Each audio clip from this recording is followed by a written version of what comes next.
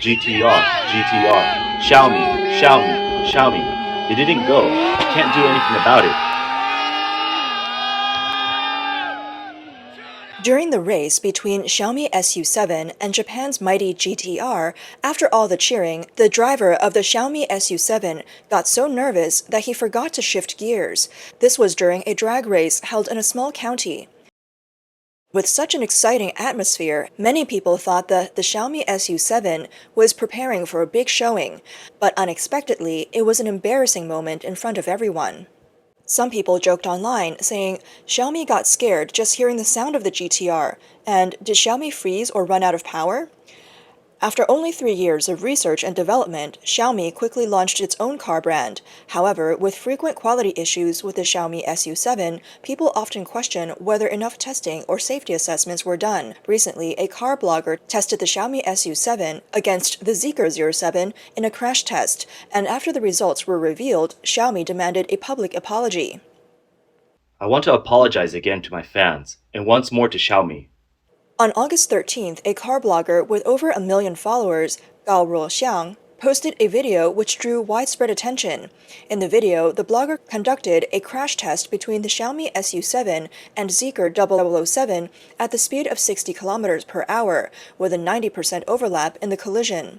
The results showed that after the crash, the windows and doors of the Zeekr 007 could still be opened, but the Xiaomi SU7 lost power and was unable to make an emergency call. This test raised concerns about the safety of the Xiaomi SU7. According to Gao Ruoxiang, the positive wire of the Xiaomi SU7's small battery became disconnected during the crash, leading to the power loss. Moreover, the half-hidden door handles require electric control to unlock, so once the power was out, the doors couldn't be opened. Both Xiaomi SU7 and Zeekr 007 are popular cars online, with the Zeekr priced between 210,000 and 300,000 yuan, similar to the Xiaomi SU7. It's fair to say that Zeekr is Xiaomi's biggest competitor in this price range. As for the differences between the two, Gao Ruoxiang believes the main issue lies in Xiaomi's lack of experience in car manufacturing. He pointed out that Xiaomi placed the small battery in the right front of the vehicle, while Zeekr positioned it in the backseat area. Therefore, the probability of battery damage in the Xiaomi SU7 during a collision is relatively higher. In response to the incident, Xiaomi criticized the so-called test for being poorly set up, incompletely recorded, and drawing inaccurate conclusions. On August 14th, Gao Ruoxiang issued an apology statement and video. He admitted that the claim about the battery wire was inaccurate and made necessary edits. He also emphasized that the video did not contain any commercial elements or interference from any companies in its production. Since the official launch of the Xiaomi SU7, there has been a continuous stream of accidents, with news related to car crashes flooding social media. Recently, a Xiaomi SU7 was driving on the highway when one of its tires suddenly came off, leaving viewers stunned. On August 24th, a user shared dashcam footage showing a Xiaomi S losing a tire while driving. The tire rolled from the fast lane all the way to the slow lane. Such incidents on highways are quite dangerous, as even small objects like stones can sometimes cause serious accidents. According to witnesses, this happened on the Changshen Highway between Hangzhou and Huzhou. The car owner was about to speed up to overtake another vehicle, but after switching to the right lane, the Xiaomi started to sway unexpectedly, with smoke coming from the rear tire. Then a tire appeared on the left side of the car. This tire incident sparked a lot of discussion online. Some joked, is Xiaomi launching a three-wheeler now? The owner of the car, a new mom from Hangzhou, explained that she was inexperienced and her car tire had been punctured. Despite warnings about unstable tire pressure, she kept driving, thinking she could make it off the highway soon. Fortunately, both she and her child were unharmed when the tire finally came off. In August, another Xiaomi SU7 crash occurred in Ganzhou, Jiangxi. The vehicle, traveling at 30 km per hour, hit a tree, causing severe damage to the front side, and the impact broke the anti-collision beam. The driver questioned why the car's autonomous emergency braking AEB system didn't engage and why the anti-collision beam was so weak. This wasn't the first time that the Xiaomi SU7 had been reported for losing control. On June 7th, a serious traffic accident happened in a residential area in Haikou. A Xiaomi electric vehicle suddenly lost control as it was leaving the parking lot, veered into the non-motorized lane, and hit pedestrians, resulting in 1 death and 3 injuries. Surveillance footage shows the gray Xiaomi SU7 accelerating suddenly at the parking lot exit, crashing through a barrier, and then colliding with several electric bicycles on the road. One of the electric bike riders was thrown into the air, and the Xiaomi SU7 crossed over the green meridian, landing in the opposite lane. The scene was chaotic, and electric bikes were severely damaged. According to Chinese media, the cause may have been brake failure, but Xiaomi denied this. These are just the cases reported by the media, but if you're quick and keep an eye on such events, you'll know that the actual number of Xiaomi car accidents is likely much higher than what has been made public. The overall atmosphere in China's car industry leaves no room for negative news. Moreover, some bloggers revealed that Xiaomi complained about their crash videos and forced them to take the videos down. There were about 70 such incidents, all of which were real. People are questioning why Xiaomi suddenly filed complaints to remove these videos. A serious accident involving a Xiaomi SU7 recently occurred. In this case, the Xiaomi SU7 was driving on a mountain road at night and couldn't make the turn in time, crashing into a streetlight. The front of the car was severely damaged, embedding itself into the pole. Fortunately, the driver's cabin withstood the impact, and nothing penetrated the interior. Judging by the raised rear wing, it's clear that the car was speeding at the time. It's often said that speed is the main factor in 9 out of 10 accidents. With the increasingly fast acceleration of electric vehicles, we must ask, is this really a good thing? The Xiaomi SU7 can accelerate from 0 to 100 km per hour in just 2.78 seconds and reach a top speed of 265 km per hour. A few years ago, cars that could accelerate in around 3 seconds were considered supercars. Even regular family cars that can accelerate in less than 8 seconds are known for their high performance. Most Xiaomi SU7 owners are young, first-time car buyers, lacking experience but seeking thrills, which partly explains the high accident rate. If you search for Xiaomi SU7 on Douyin, you'll find accidents reported every few days.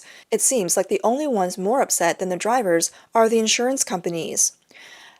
As electric vehicles race to hit the market quickly, are they allowing enough time for technical and safety testing? Could this rush be leading to overlooked quality issues? These are the questions that consumers are most concerned about. Cars are long-term, high-value products, and any technology needs to withstand rigorous market testing. Unlike German or Japanese car manufacturers, Chinese manufacturers don't have the same level of accumulated experience in reliability and safety. Zhang Yongwei, the vice chairman and secretary general of the China EV 100, noted that the development cycle for Chinese cars has shortened. He said, the development period for new car models has been reduced to 30 to 40 months, and minor model upgrades now only take 8 to 12 months. A Toyota Prado engineer once said, the all-new Prado took 6 years to develop.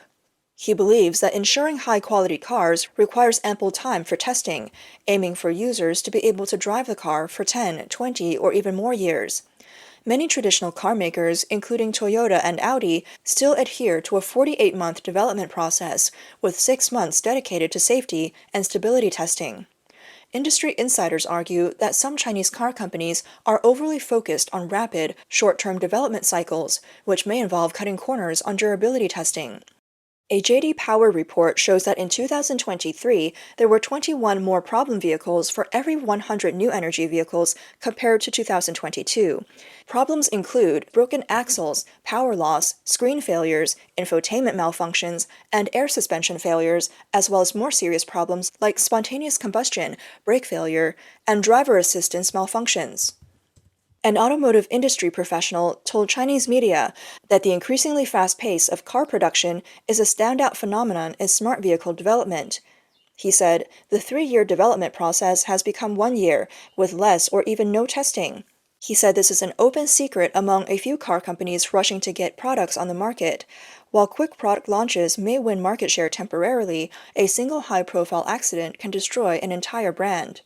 On December 28, 2023, the National Convention Center in Beijing was buzzing with excitement. On this day, Xiaomi Group's founder, Lei Jun, unveiled the Xiaomi SU7, a project 3 years in the making. The car's resemblance to a Porsche earned it the nickname Porsche Me. It quickly gained popularity, especially with younger people. The Xiaomi SU7 officially launched on March 28, 2024, and deliveries began in April 2024. In the past few months, Xiaomi has managed to deliver over 10,000 units per month. However, Xiaomi's auto division has found itself in a strange situation. The more cars it sells, the more it loses. On August 21st, Xiaomi Group's latest financial report revealed that for the first half of 2024, the company's revenue grew 29.6% year-on-year, and its adjusted net profit increased by 51.3%. Xiaomi's financial report divided its business into two parts: mobile XALOT and smart electric vehicles and other innovative businesses. The mobile XALOT segment generated 82.5 billion yuan in revenue, with a 22.5% increase and a gross profit margin of 21.1%. The electric vehicle segment, which includes the Xiaomi SU7, generated 6.4 billion yuan, delivering 27,307 smart electric vehicles in the second quarter, with 6.2 billion yuan in revenue. However, the gross profit margin for this segment was only 15.4%, resulting in a net loss of 1.8 billion yuan. Based on these figures, is losing over 60,000 yuan on each car sold. Previously, a media outlet under 36KR reported that Xiaomi had internally prepared for losses over the next 5 years for its automotive division. In response to the car-related losses, Xiaomi Group's president, Lu Weibing, explained that one reason is the current small scale of Xiaomi's car business, and since the auto industry relies heavily on economies of scale, Xiaomi is still in a challenging phase. Additionally, the first model is a fully electric sedan, and the high cost of batteries adds to the expenses, requiring more time to bring down costs. Xiaomi's car division had faced increasing market scrutiny and controversy. From selling cars at a loss to copying Porsche, the company has been hit with 2 major rounds of public criticism in just a few weeks. Screenshots circulating online show that on August 22nd, Xu Jiye, the head of PR for GTR Auto, made a controversial post in his social media circle, calling out Xiaomi's Lei Jun for shady business practices. He said, "You're losing 60,000 yuan per car, so why sell so many? Some companies lose money because they can't sell without discounts, but what is Xiaomi and Lei Jun doing? Back in the day, we would call this dumping, which is the worst kind of business practice." Backlash from these remarks quickly led GTR Auto to issue an internal letter, reporting that action had been taken in response to the incident. Shortly after, the senior vice president of SAIC passenger cars, Yu Jingmin, criticized Xiaomi for copying Porsche, further fueling controversy within the car industry. The Chengdu International Auto Show, held from August 30th to September 8th, featured over 300 exhibitors and attracted more than 600,000 visitors. More than 50 new energy vehicle models were debuted, and many car industry leaders gathered to capture attention. Their remarks sparked heated discussions. During the auto show, SAIC executive Yu Jingmin said in an interview, "Let me call out Xiaomi directly. This copying, it's really shameless. Copying is a successful business model. Many people don't even know what a Porsche is. How could a Porsche ever be considered ugly?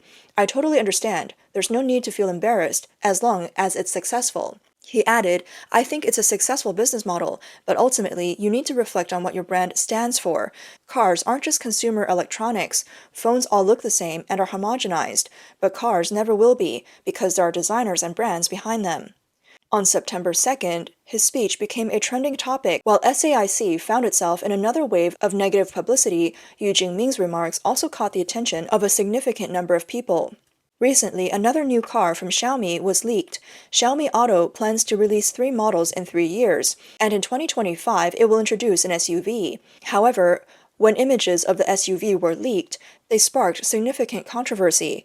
Many netizens commented, "Is Xiaomi trying to compete with the Ferrari Purosangue?" Judging from the renderings, this new SUV does indeed have a lot of similarities with Ferrari's FUV. In the world of automotive design, copying has seemingly become a hallmark of the Chinese car market. What is crucial for a brand's design is creating a unique design DNA that shapes the brand's identity, giving it a high recognizability and a convincing brand image. Foreign car brands excel in this aspect. People can immediately identify a BMW or Porsche because these brands have been consistent in their designs for decades. This is exactly where Chinese automotive design falls short. In reality, Xiaomi's venture into the car industry wasn't as easy as its founder Lei Jun claimed. There has been external concern about whether Xiaomi's car-making ambitions will ultimately lead to its downfall. On September 3rd, Su Qin, who holds a master's degree in finance from Peking University, posted a video on Douyin. Xiaomi will eventually be dragged down by car manufacturing. From home appliances to smartphones, do you have any technological moat? I believe car manufacturing is extremely complex, and many companies have failed due to blind diversification. Many businesses fall into the trap of thinking that just because they succeeded in one area, they will automatically succeed in others. Personally, I'm not optimistic. Can cars be copied? Tesla has already made all its patents public. Does that mean no need for research and development? If you copy and quickly churn out something new, it might make investors believe it's innovation. But if a company continuously relies on copying, shortcuts, and imitation, there will come a time when it can't keep up. Or worse, when it fails at copying something, it could be catastrophic for the business. Being a darling of capital has both advantages and disadvantages. The advantage is that capital brings more funding to help a business grow. But the downside is that investors often get impatient. They push for profits, which can change the founder's pace, forcing them to pursue popular but unfamiliar ventures, like car manufacturing. Making cars isn't something smartphone or home appliance companies should be doing, but due to pressure from investors, they feel compelled to jump into this field. In the long run, this might not be a good thing for the company. With increasingly strict patent protections in the future, how far can you go? One day, when copying is no longer an option, how long can you last? We'll see how many of these blindly diversified car companies survive. 10 years from now, it's uncertain how many will be still around.